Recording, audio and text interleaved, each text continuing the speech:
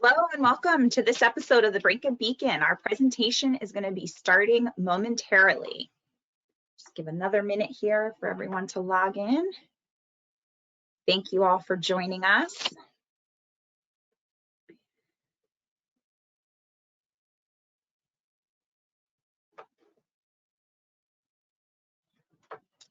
Okay, the time is 11 o'clock a.m. Eastern, and we want to welcome you to this episode of the Brynka Beacon. This episode is how to make your mail center vision a reality. So we thank you for joining our free webinar. This is a forum that we are using for sharing ideas, so we invite you to listen, learn, and participate. And now we're going to introduce our speaker. So you're all in for a real treat today. I would like to introduce our speaker of this episode of the Brynka Beacon, Peggy Smith. Peggy has joined us here at Brynka this past year. So we get the pleasure of working with her now as a coworker instead of just a client. And she came to us from Washington University in St. Louis, where she has spent the last 34 years.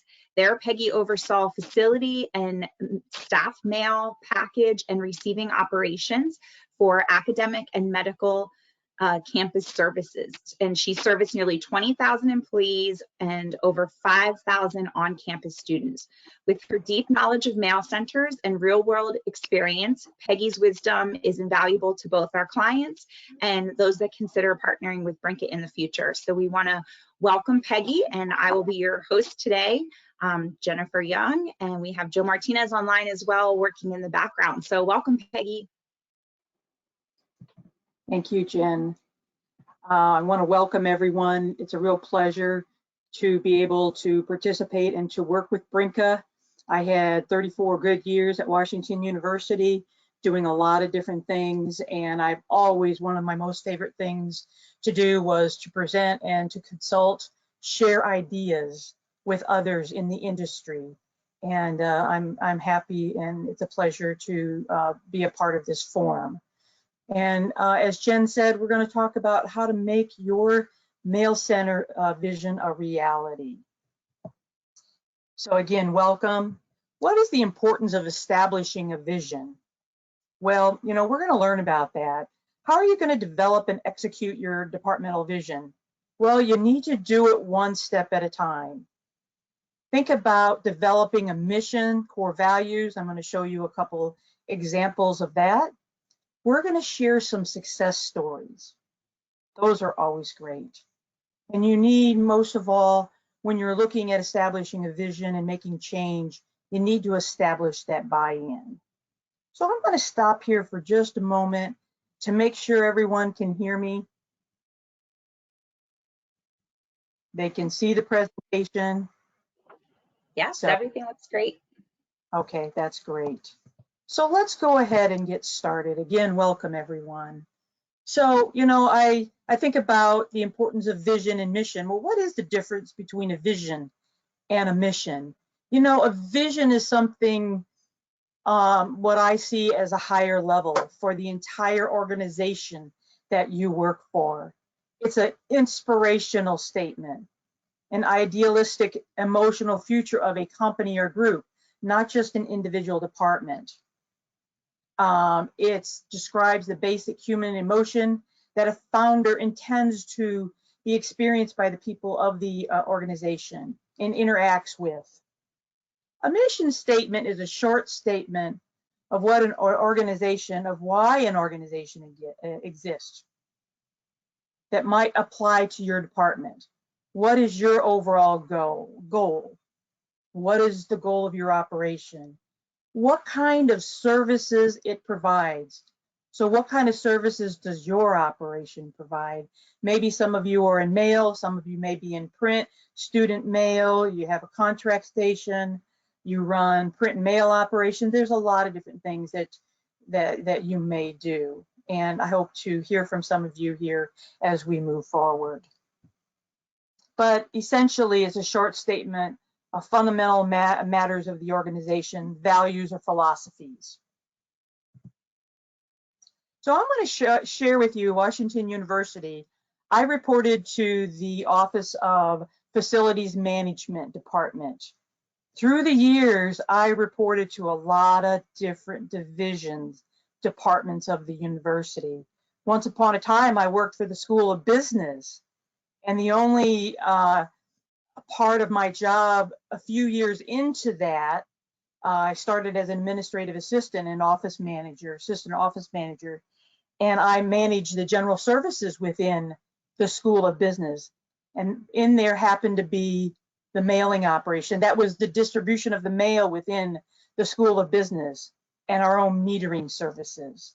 So when I joined the OFMD department, the Department of OFMD, the mission is this: the staff of the Operations and Facilities Management Department, as we called OFMD, strive to provide responsible stewardship for the long-term preservation and growth of Washington University School of Medicine's physical assets, while working to ensure a safe, welcoming, and high-quality environment for students, faculty, staff, and visitors, in support of the school's mission of clinical care, research, and education.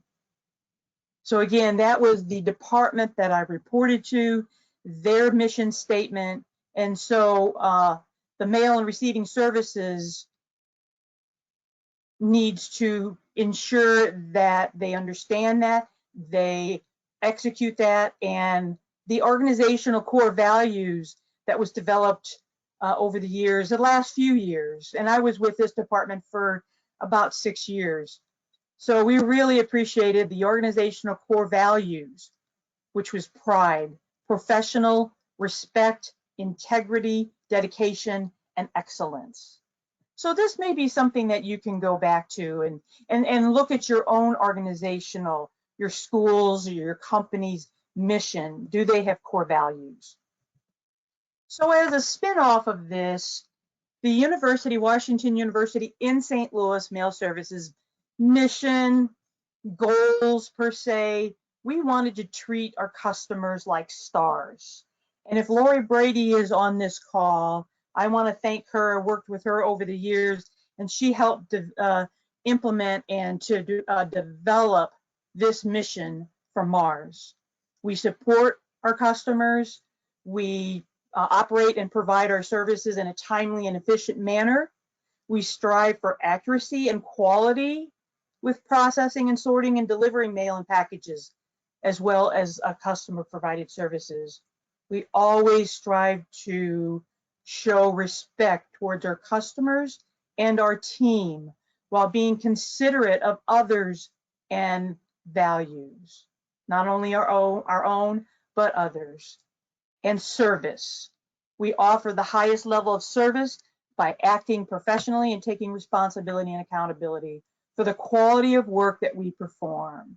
And again, I hope that you can utilize this as a reference for you. And I would love to be able to have you share with me your missions and share with this group later on.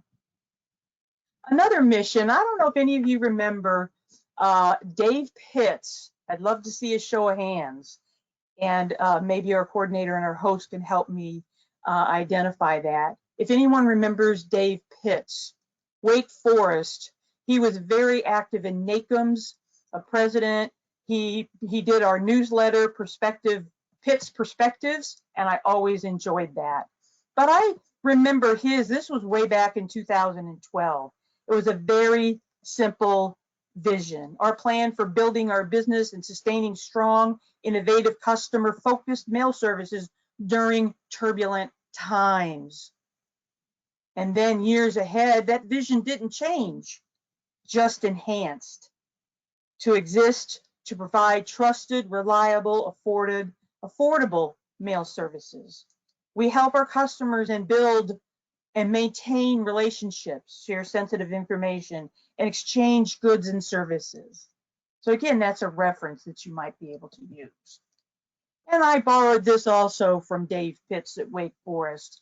He utilized this in one of his presentations years ago, his mission again, to serve customers and help Wake Forest University and the medical center achieve its vision during challenging times, as we all have felt and regardless of what role we are in within our organization, a lower mail volume, a lower print volume, more email, economic downturn, things that the pandemic that we had to deal with and still dealing with. But you know what? As Dave said, and I believe this firmly, you get stronger by each of those challenges. You can be smarter, you can manage better, and allow employees to do what the right thing. You need to always think about over the years, again, 34 plus years, over 25 of those in mail and receiving services once we consolidated, always focusing on the customers, what their needs are, building their trust.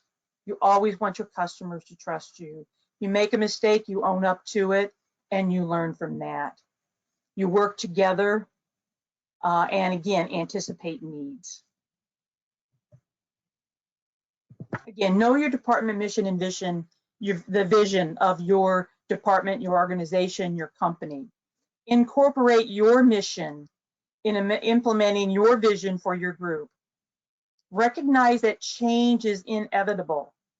Develop your path before administration creates change without your support.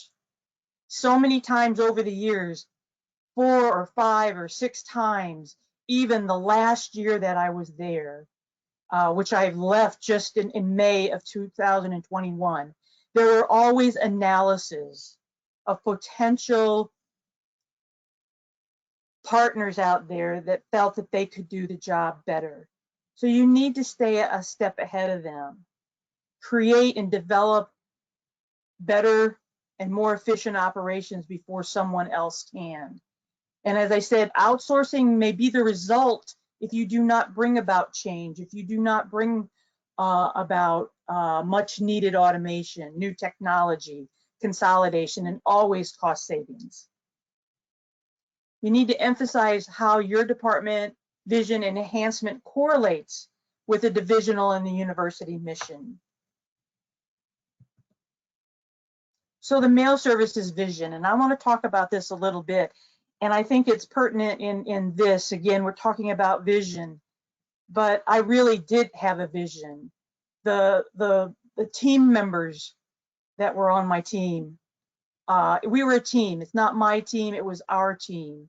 And selecting people along the way, such as Lori Brady and Steve Smith and Dale Bruning and Steve Hendel and Brandon and so on and so forth. There were so many people that were able to help get to that vision and the constant consolidation enhancement at Washington University in St. Louis, one step at a time. And I'm going to take you through that because it really literally took years to get there.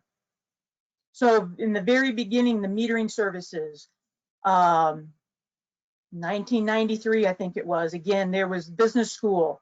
We started with 3 customers, business school, alumni development, and law school, 3 pretty large departments. Years later, 90% of the campus joined the consolidated services of metering operations. We eliminated the meters, and I'm going to talk about some of those cost savings a little bit later. Believe it or not, then the faculty and staff mail deliveries were not even consolidated with the metering services. A few years later, then we joined the Danforth campus post office, and then the delivery throughout the campus, the main campus, not even student mail yet. So then years later, the student mail services, originally it was run by Residential Life and student workers, and then all of a sudden they came to mail services and asked us if we could run it. So developed a proposal and we were ready to proceed. And some of you might have heard this story before, but right at the point where we were ready, I had people in mind to hire and everything. There was a hiring freeze at the university and we could not do it. The only choice we had, that we had to look at an outsourced service, a managed service to do this, because then it was not an increase in our head count. So we did have to go through that, but years later ended up bringing it in-house, not only at one location, to 3 different locations. We added a contract station. We added package tracking system. Once it was all done by hand. We later added package locker system, high density mail, eliminated 3,300 mailboxes. The little itty bitty mailboxes, 3 by 3, something like that, that had combinations on them with them. And again, the expansion of the lockers, we started small. We only started with something like 44 lockers at an off-site location that Residential Life bought into, starting there. Later on, we were able to add some to the 2 student mail centers on the campus, namely where we had 3,300 students. Later, we were able to use some of the CARES Act fund to add yet additional lockers. That was the 3rd phase of adding lockers. It was not done all at once. And we have something like 300 lockers now. That was our original vision, that we needed 300 lockers for our something like 5,000 students. But we didn't do it all at once. Started out small and we expanded, and it was all about timing. Don't give up if you're told no, that this is just no way can we do this right now. So then further on down the line, we brought together the academic, the undergraduate campus mail, and joined forces with the School of Medicine mail and receiving services. That was huge. They had 3 very large receiving operations, and that serviced about 12,000 employees, doctors, research offices. It took years to develop. It took persistence. We enhanced staffing by redoing their job descriptions every 3 to 4 years. And we promoted people along the way, and we were able to add new equipment. And we had multiple promotions upon my retirement. And we did succession planning, so we knew, and we were able to build upon, lead the people who were ready to advance in order to move into those positions upon my retirement. 5 people were promoted from a supervisor to, to managers, from lead staff to supervisors. Excuse me for just a moment. So we'll just pause here for a moment. And I believe we can take questions in the chat, and we can look at that later. But this gives us a chance to look at that is, again, vision. It takes a vision to be able to develop and enhance your organization. And with that, there were lots of savings. And it took money to purchase new equipment, to advance staff. But in the long run, the very first thing that I recall was when we outsourced the student mail outsourcer. Just by doing that alone, the first year's savings was $130,000 because we could do it for less. And that is what you need to be thinking about. And then compounded 11 years later, if you look at that, could be a soft number, but literally if they had stayed with the outsourcer, they might have spent $1.4 million more than they needed to. And then by consolidating the Danforth and the School of Medicine operations, the first year savings was $240,000. And that just wasn't the dollars that I put together and put on a piece of paper. They were validated by my administration. And then all of a sudden we had consolidated Danforth in the School of Medicine operations. There was another analysis at the School of Medicine. And the first departmental service, we were the first departmental service to ever fully consolidate the academic and the School of Medicine campus for a 5-year period. And they are still consolidated. And that analysis, it's about $1.2 million savings over this 5-year period. Consolidating the metering services that we started years and years ago is $200,000 when we eliminated the meters. Those departments did not have to pay the meter rentals and supplies and things like that. There was another analysis in 2016. We had departmental runners at the School of Medicine. This outside consultant reported to the university, the School of Medicine, my administration, $3.4 million if we consolidated those runners. And in 2017, rather than an outsource agency do it, mail services began to consolidate those runner services, saving $402,000 in FY18 and projected 5-year savings of $1.8 million. It's possible, folks. And those numbers may be different than what your target may be, but $100,000, $200,000, $500,000, whatever it is, it's a savings. $5,000 is a savings. And when you save, you can utilize that money to enhance your operations. And I believe through the years, it's very important gaining respect. And here's a website with some of those concepts. And it's all things that we know, but we have to practice what we preach. The only true respect is mutual respect. Giving respectful orders. People don't want to be told what to do. They want to have options. They want to be heard. Empathy breeds respect, and always be thinking about gaining respect of others. So now I like to take a look at a couple of resources, and one of them is John Gordon and the ways that you can achieve success. The power of positive leadership, the power of a positive team. And so one of the things I've learned from that, and through the years of ups and downs at the universities, people who believed in our mission, people who did not, people who said, no, you can't do that, don't give up. You know, you can listen to the cynics and the doubters and believe that success is impossible, or you can trust with an optimistic attitude and anything is possible. Make your bus great, and that is another concept of John Gordon, is getting on the bus, making your bus. You may not be the driver of that bus or your team all the time, but focus on being the best that you can be. Bring out the best in others. Tune out negativity. Your positive energy must be greater than all of the negative energy, as John Gordon says over and over again.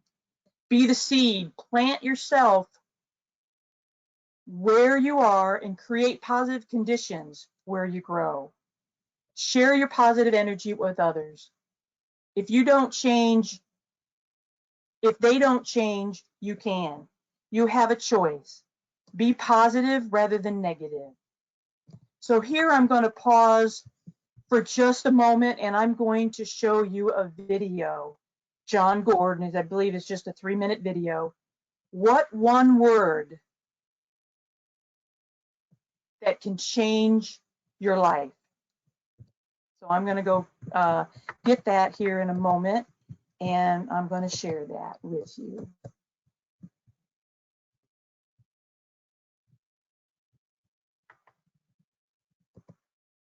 All right. Can everybody see that coming through, Jen? Yes, we see the video. Okay, Might can need you to hear turn it? the volume up.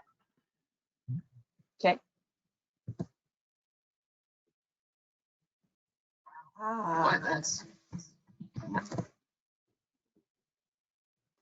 So I stopped it, and now I don't have it. So let me see if we can do this.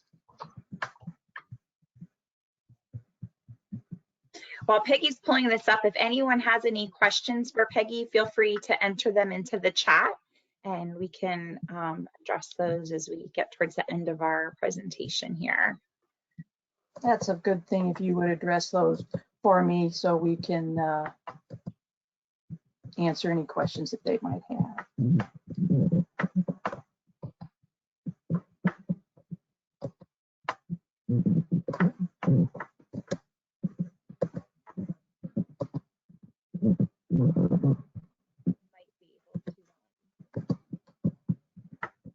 Sorry, folks. There's always a way, right? You just got to keep trying sometimes.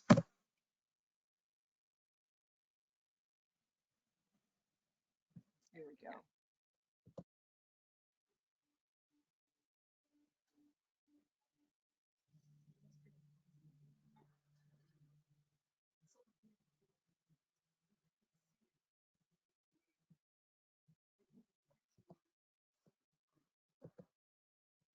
The sound isn't coming through. I don't know if there's anything you can do on the back end for that. We see the video moving. You don't hear the. It's essential that we reinforce it. Because when we lead meetings like this, right? So we have our goals, we have our ideas, we have our vision, we go back. So you can't hear it. A few months later, so we want to keep our vision alive. It's like marathon runners. Every runners have to keep it alive. Just shout it out. Can you hear it, Jen? Yeah, we're not really able to hear it. I'm gonna enter the name of the video in the chat so people have it to look at after if we can't get it working here. Okay, I'll stop it then. I watched it this morning. It was a really good video. I don't know if you want to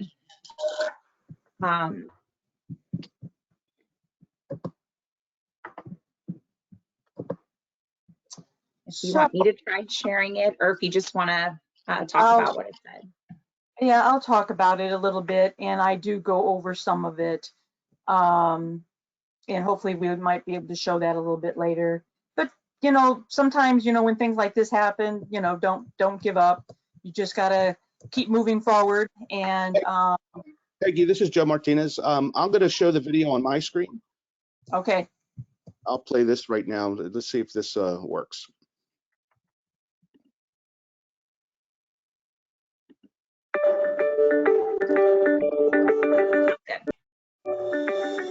We must create a positive vision for the road ahead. It's so important to create that vision because if you can see it, you can create it. If you have a vision, then you also have the power to make it happen. But it starts with that vision that aligns everyone in your club, all your associates, to get on the bus and point in that positive direction towards that vision. And then once you have that vision, it's essential that you reinforce it. Because when we lead meetings like this, right, what happens so often? We have our goals, we have our ideas, we have our vision, we go back and everyone's fired up. But what happens a few months later?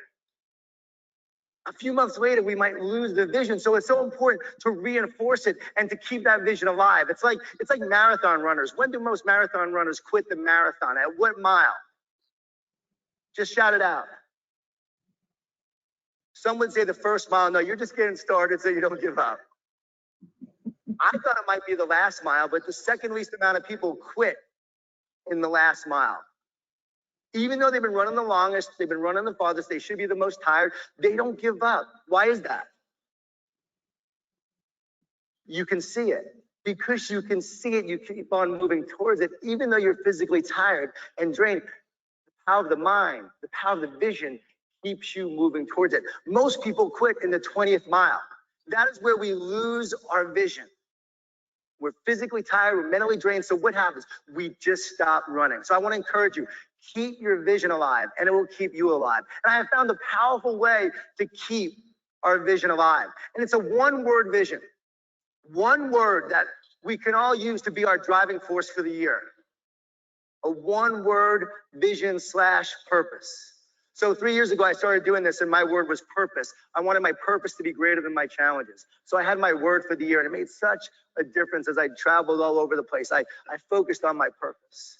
My wife's word was intentional. She wanted to be more intentional as a mom and stop allowing the distractions from keeping her from being her best. Let's face it, guys, distractions are the enemy of greatness. Would you agree with that? Oh yeah, reality TV exists because people watch it. When I watch the Kardashians, I feel better about my own family. But it's a distraction. So my wife said, okay, no more distractions. She focused on her word of intentional. Even did this with my kids. My 12-year-old son came up with the word focus. He wanted to focus more in school and also in the tennis courts. And my daughter, 14 years old, she came up with her word. It was motivation. Great word for her because she needed it. We're at Pepperdine University. I'm speaking to all the students at Pepperdine. She came with me. I'm done speaking. All the students were running up to my daughter. Jade is so encouraging having John Gordon as your dad. Does he just encourage you all the time? She was so serious. She looked at him. She said, yeah, he tries to encourage us, but we don't listen. But you know what? It's okay because she has her own word of motivation.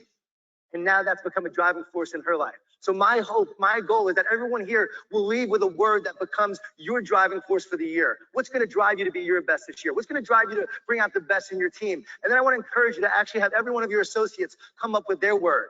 If you go to Hendrick Auto, I've worked with them, and you go to their headquarters, you will see a car in the headquarters of all the words of all the employees on the car.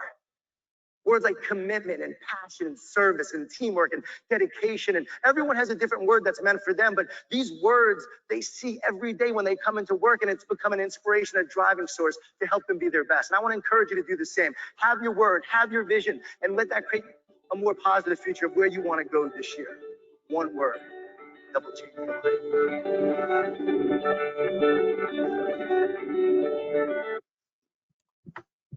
Thank you, Joe. Oh, you're welcome. Thank you.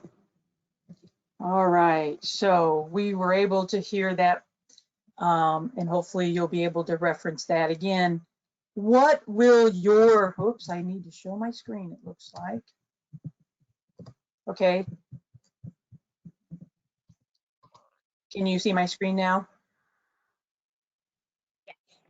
Okay, very good. So again, what will your one word be to implement enhancement, improve your employee morale, follow through with your vision? Is it purpose? Is it perseverance? Is it encourage? Is it motivate? Create a vision for the road ahead, as John shared with us. Anything is possible. It could be a very simple change by, having a receiving system, getting a small bank of lockers in, by getting an inventory system, a shipping system, anything like that. Start off small. Reinforce your vision and keep your vision alive. And so maybe at the end, if we have time, I want to get feedback. What your one word focus, your one word that you would focus on that could change your life. I have to think about that for myself in my position right now, but I want to hear from you. And so hopefully we can get some feedback on that. And again, it's important to stay positive. Remember your why. I have to say, I got burnt out a few times along the way. I really did. And I didn't know if I could make it to the end, my target of retirement and leave, really feeling good about things. But we don't get burned out because of what we do. We get burnt out because of how we do it. Sometimes we do things the hard way. We make it more difficult for ourselves. When your purpose is greater than your challenges, then you can keep moving forward. Having a vision and knowing where you're going is powerful, but even more successful if you know why you're heading in that direction, why you are here, what differences do you want to make, what will keep you moving forward. If you fail, get back up. So the next time you fail, and none of us will, right?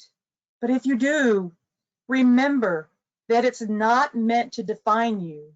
It's meant to refine you. So again, positive leaders with vision lead with optimism and belief. Climb that mountain, climb that ladder, make that first step. If you tell yourself it won't work or it will never get approved, it probably won't. Our minds talk to ourselves and we talk our things in and out of things. Turn it around and believe that it will happen. Patience and perseverance. And we're going to try another video. We're almost here at the end, but there's a lot of success stories since, again, working for a university, working and believing, and I love mail. You know, people know me. I love PCC, Postal Customer Council. I loved NACMS. I love the regional associations. And you know, there's a lot of people out there. Some of you and most of you, all of you, not some, but all of you on this call can develop your own mail center transformation. SUNY Oneonta Mail Center Transformation not only keeps their essential workers and students safe, but also enhances their student experience. So perhaps Joe can help me here again, but I'm going to maybe try myself. But we're going to take a look at that. So Joe's going to back me up here, as our team does. We back each other up all the time.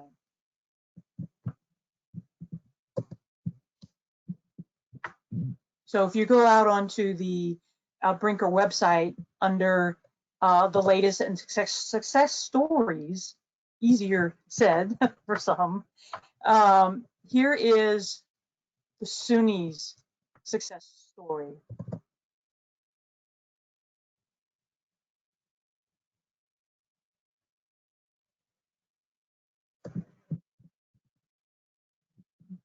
Joe, I think you might need to help me again.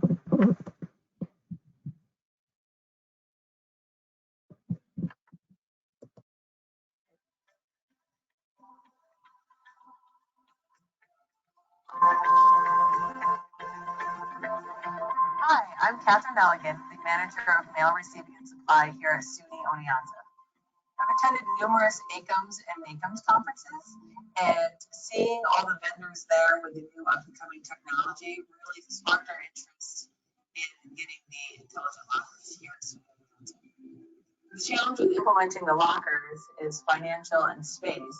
We chose to go with rear-loading lockers over front-loading lockers because we were able to build them into our building projects. The benefits of them is that students can't pick up their packages while we're loading them at the same time. We have real-time eyes on the lockers, so when something empties up, they'll lock them. And it's also very COVID-friendly with contactless delivery. Having a contactless solution is definitely important because it keeps us less exposure to the students and the students less exposure to each other along the way. We have 175 intelligent lockers. We reviewed the data from our past history and decided that we wanted about 75% of our lockers to be small centers. One of the great benefits of the locker is fixed having a long line. You can come in very quickly, pick up a package, and walk away. Anytime you would like, as long as the building's open, not seeing students over time. Students receive notification right away. And as soon as we see the shopper open up, we're able to fill up. And so Operators have now allowed me to get my packages received in efficient manner. It's funny from the usually. certain process for loading packaging so that we sort things out by size. For some extra small packages come out start too long, and then here in the back we build a new locker. Putting lockers, you can put longer packages in. With managing such a large-scale project with Brynka, they were great at communication. They were here on site, training us as we needed it, and their customer service is wonderful. Anytime we had an issue, they were there to research it until the problem was fixed. We love having our lockers here at SUNY Oneonta.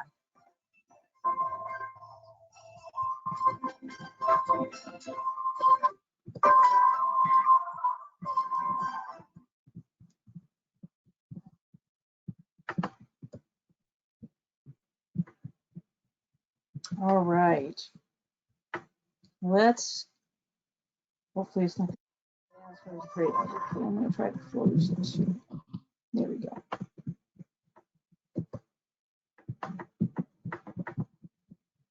All right, I hope we have some questions out there. That's one of many of the success stories that Brynka, I hope I've shared and you've learned from a few success stories in my years at Washington University in St. Louis, but I've learned so much from so many others within NACMS and within the regionals attending national postal forums, attending conferences. Hopefully one day we'll get back to being able to be in person, right? There's other success stories out there I think you would appreciate hearing from Providence College. That's my alarm, so I keep track of my time. Providence College, Bucknell University, and Dickinson College. Had some great success stories, and it took them years to develop as well, but they made it happen. Wanted to let you know also, coming up in March already, we're almost at the end of 2021, but put on your calendars, if you will, please. March 1st, 2022, 11 a.m. to 4 p.m. Eastern Time. We will be offering, that is, Brynka will be offering another virtual National Mail Center Conference.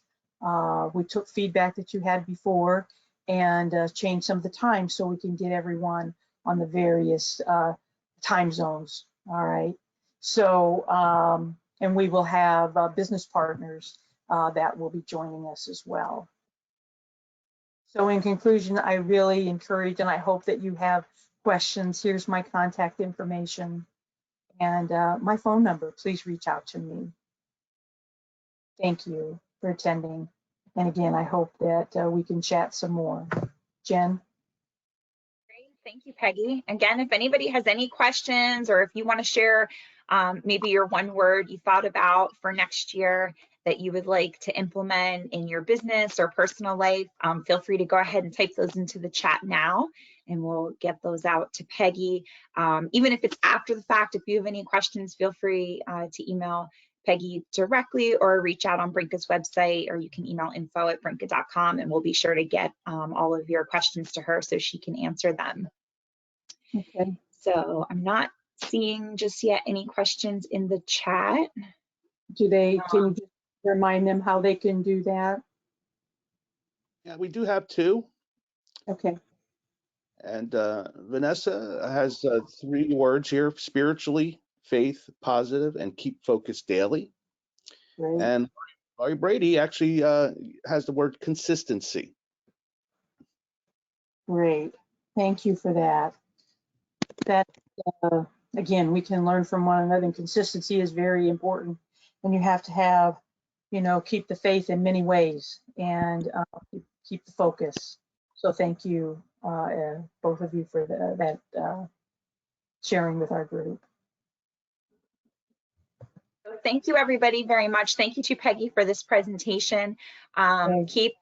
If you would like additional information on anything Peggy spoke about, feel free to reach out to us at brynka.com.